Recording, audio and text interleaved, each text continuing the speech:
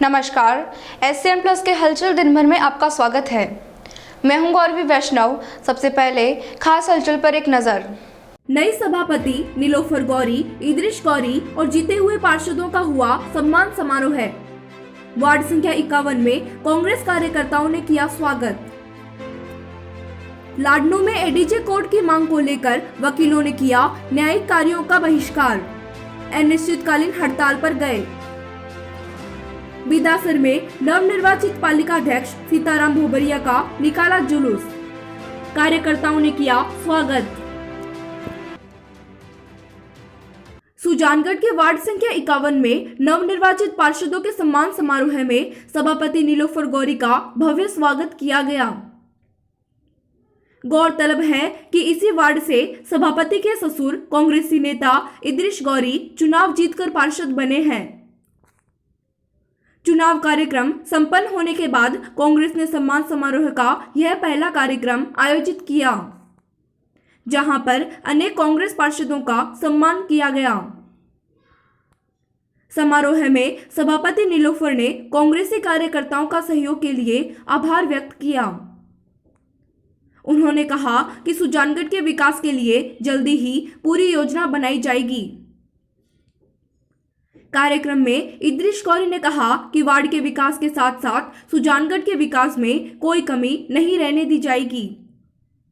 इस अवसर पर पूर्व सभापति सिकंदर अली खिलजी सहित अनेक लोग मौजूद रहे। सभापति पद बनी हूँ। मैं पहले कांग्रेस के कार्यकर्ता को, पार्षदगण को, जो भी लोगों ने मेरा साथ दिया, उन सबको, सुजानगढ़ की जनता को धन्यवाद करती हूँ कि उन्होंने मुझे ये पद दिलाया। और मैं अब पूरे विश्वास के साथ सुजानगढ़ जान से करूँगी। और बस यही है, जो भी प्रॉब्लम्स होए वो आए और मुझे बताए। धन्यवाद। धन्यवाद आशीर्वाद स्वरूप देता हूँ जिन्होंने अपना दिन रात एक करके कांग्रेस के सिंबल पे साथियों को जिताया था। क्योंकि दोस्तों, ईमानदारी के हौसले और जज्बे वाले लोग ही कामयाबियों के दरवाजे खटखटाते हैं। किसी बुजुर्ग ने ठीक फरमाया कि तुम अपने अखलाक और किरदार को इतना बुलंद करो कि दूसरे मजहब के लोग देखकर ये कहे कि जब उम्मती ऐसा हो तो नबी का आलम क्या होगा। इसी ईमानदारी के हौसले और जज्बे के साथ मैं आपसे वादा करता हूँ, मुझे गर्व है मेरे भाई सिकंदर अली खिलजी पे, जो अपनी ईमानदारी का हौसला रखा था और दुख सुख में साथ देकर आम आदमियों को विश्वास जीता था। उसी कड़ी का आधार मानते हुए मैं स्वर्गीय मास्टर भंवरलाल जी मेघवाल को आज याद करना चाहता हूँ। मेरे राजनीतिक जीवन 35 वर्ष में जहाँ मुझे कुछ मिला नहीं मिला, मैंने किए मन में कभी पीड़ा नहीं थी कि मुझे किसी पद के लिए भाग रहा हूँ। लेकिन विकलांगों के लिए, गरीबों के लिए जो समस्याएं हम देखते थे, उसका एक मेरा काम करने का जज्बा और शौक था। उस शौक का माध्यम मेरी कांग्रेस पार्टी का सिस्टम था। हम बाल्यकाल में स्कूल में पढ़ा करते थे। मास्टर भंवरलाल जी मेरे गुरु थे, टीचर थे। दुकान आपके घर के पास, यही दुकान थी मेरी। 84 की बात है। निरंतर मास्टर भंवरलाल जी 1985 मेरे पास बैठने लग गए थे।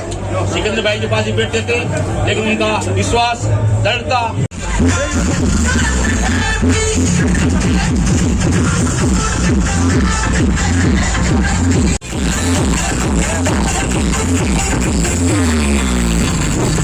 बिदासर में नवनिर्वाचित पालिका अध्यक्ष सीताराम भोबरिया का भाजपा कार्यकर्ताओं ने विजय जुलूस निकाला।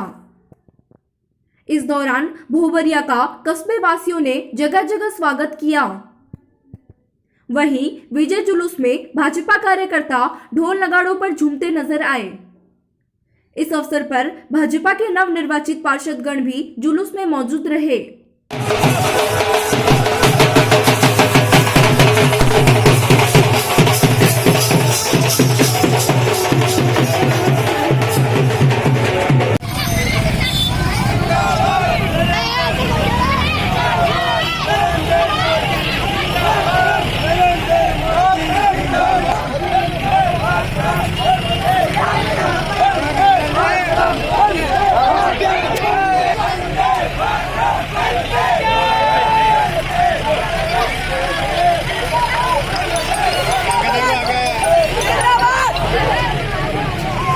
लाडनू में वकीलों की अनिश्चितकालीन हड़ताल 9वें दिन भी जारी रही।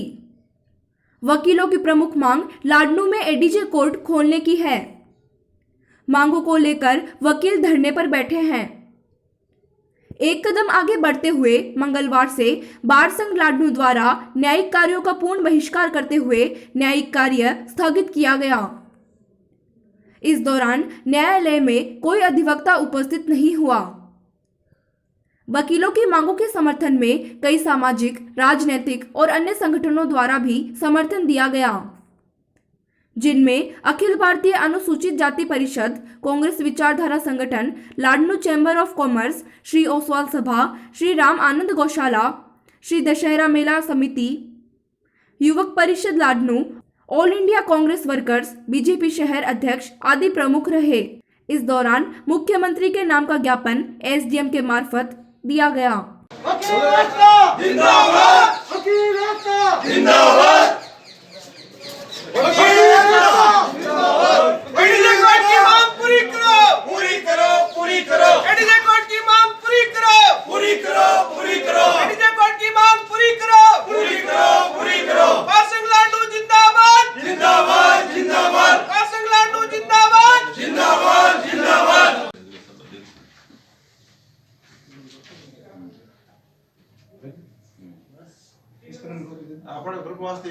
चूरू में भाजपा कार्यकर्ताओं ने जिला कलेक्टर को ज्ञापन सौंपकर ऐतिहासिक धर्म स्तूप से छेड़छाड़ बंद करने की मांग की।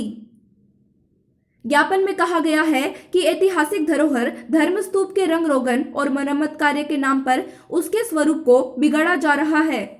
लोकार्पण के नाम पर वहां शिलापट लगाए जा रहे हैं। यह ऐतिहासिक धरोहर के स्वरूप के साथ छेड़छाड़ है। उन्होंने कहा कि सभापति पायल सैनी और कांग्रेसी नेता रफीक मंडेलिया ने धर्म स्तूप पर लोकार्पण की पट्टिका लगाकर अनुचित कार्य किया है, जिसे हटाना जाना चाहिए। मामले को लेकर उपनेता प्रतिपक्ष राजेंद्र राठौड़ के आवास पर प्रेस कॉन्फ्रेंस की गई। कॉन्फ्रेंस में निवर्तमान जिला प्रमुख हरलाल सहारण, पूर्व जिलाध्यक्ष बसंत शर्मा, मंडल अध्यक्ष उत्तर सुरेश सारस्वत, मंडल अध्यक्ष दक्षिण दीनदयाल सैनी, नगर परिषद नेता प्रतिपक्ष विमला गढ़वाल ने प्रेस वार्ता की। पूर्व जिला प्रमुख हरलाल सहारण ने कहा कि कांग्रेस ने ऐतिहासिक धरोहर का राजनीतिकरण किया है। उन्होंने नगर परिषद पर जनता के पैसे का दुरुपयोग करने का आरोप लगाया।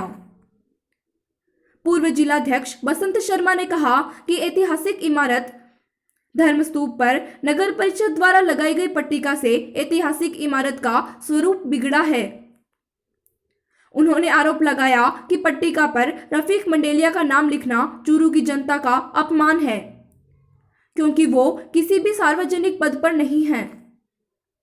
इस अवसर पर विमला गढ़वाल, मोहन गढ़वाल, सुमेर सिंह, सुरेश मिश्रा, राजीव शर्मा, अशोक तंवर, असलम डायर, सुशील लाट, भागीरथ सैनी, विमल जोशी, सुशील स्वामी, निरंजन सेन आदि कार्यकर्ता मौजूद रहे। इतना बड़ा लाल घंटा बनाया धर्म स्तूप के नाम से, और 2-4 लाख रुपए जो सरकार की भी मनसा रहती है और प्रशासन की भी ये सुदृढ़ीकरण का काम है, उसमें 4 लाख रुपए लगा के इसका लोकार्पण उद्घाटन करना जनता से नकारा हुआ आदमी जो 15 साल से पीछे चुनाव लड़ रहा है, वार्ड 5 कभी बना नहीं, और यहाँ के लोकार्पण कर रहे हैं, सभापति जी करा रहे हैं, वो तो उनकी इच्छा है, मगर जनता ने जिसको नकार दिया और जो चूरू का अपमान कर रहा है, कहीं लगा रहे हैं पट्टी और हमारी दिक्कत नहीं है, वो राज्य सरकार जाने कलेक्टर जाने, पर जैसे लाल घंटा के जैसी जगह पर और जिस आदमी का नाम लिखा जा रहा है वो कुछ है भी नहीं, और इतना बड़ा अपमान जो जिसने इतने करोड़ों रुपए लागत बना के इस स्वरूप को, उसने भी नाम नहीं लिखा होगा, शायद लिखा है तो उसका कायदा है।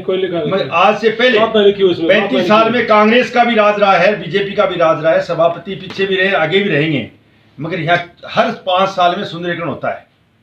पीछे लाइटें भी लगी है, रेलिंग भी लगी थी और सफाई भी हुई थी, हम सामने देखे थे, और शायद 4 नहीं 5-7 लाख रुपए लगाए थे, कोई लोकार्पण नहीं थे।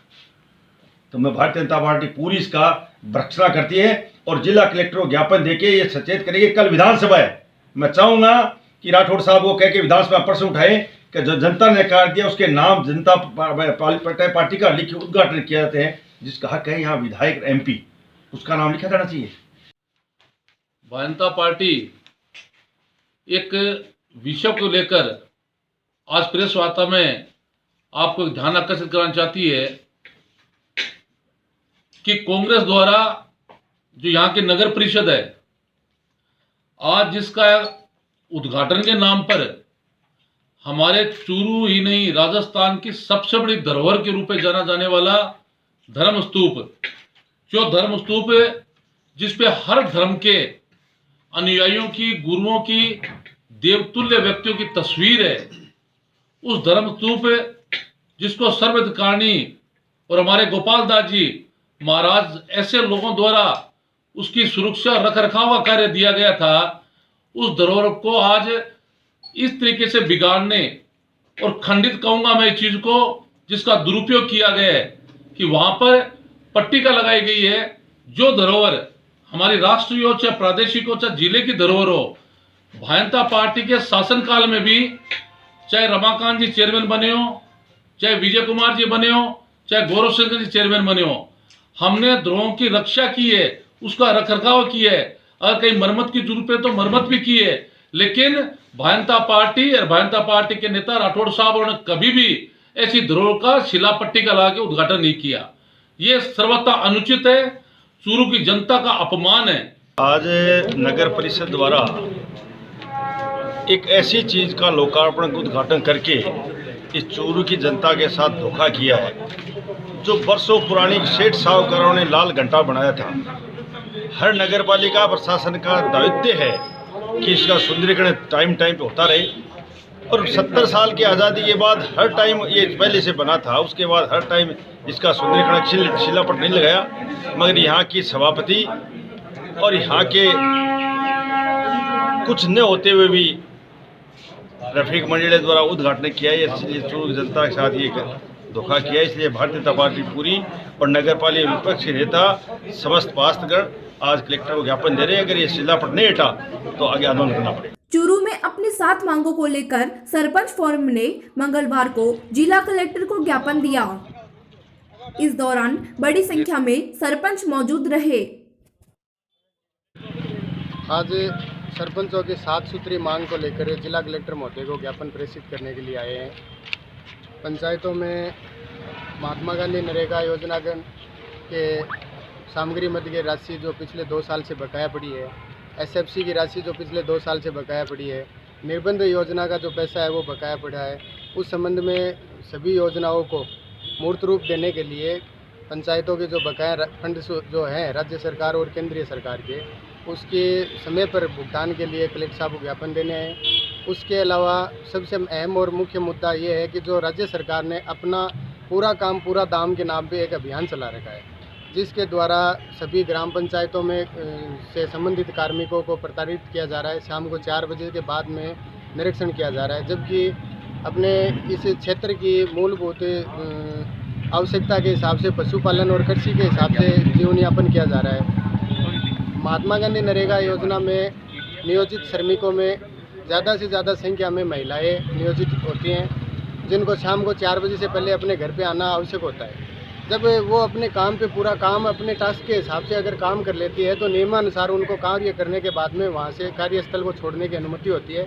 जबकि कलेक्टर साहब और उच्च अधिकारियों द्वारा उनके कार्य पूर्ण करने के बाद में अगर स्थल पर पहुँचते हैं तो उनकी हाजिरी एब्सेंट की जाती है, जिस बारे में सरपंच संघ चूरू तहसील के द्वारा पिछले 3 तारीख से पूरे कार्यों का बहिष्कार किया हुआ है। उसी संबंध में आज हम यहाँ पे कलेक्टर साहब को ज्ञापन देने के लिए आए। सरदार शहर में कम मजदूरी को लेकर मनरेगा श्रमिकों ने ग्राम पंचायत मुख्यालय सवाई बड़ी के IT सेंटर के सामने प्रदर्शन किया। मनरेगा श्रमिकों ने बताया कि ग्राम पंचायत में 3 जगह मनरेगा कार्य चल रहा है। 2 स्थानों पर मजदूरी ज्यादा दी गई है, वहीं 1 जगह पर कम मजदूरी दी गई है। श्रमिकों के साथ भेदभाव किया जा रहा है, जिसके कारण श्रमिकों में भारी रोष व्याप्त है। आक्रोशित श्रमिकों ने ग्राम पंचायत मुख्यालय पर प्रदर्शन कर विरोध जताया। श्रमिकों ने कहा कि मजदूरी में भेदभाव सहन नहीं किया जाएगा। इस अवसर पर बड़ी संख्या में मनरेगा श्रमिक उपस्थित थे। कनिष्ठ तकनीकी सहायक लक्ष्मण ने बताया कि नियमानुसार भुगतान किया गया है, किसी भी श्रमिक के साथ भेदभाव नहीं किया गया है। ये था SCN प्लस का खास बुलेटिन हलचल दिन भर। टीवी पर देखने के लिए शेखावाटी केबल नेटवर्क के चैनल संख्या 153 पर जाएं। सोशल मीडिया पर हमसे लगातार जुड़े रहने के लिए हमारे YouTube और Facebook पेज को सब्सक्राइब और लाइक करें। नमस्कार।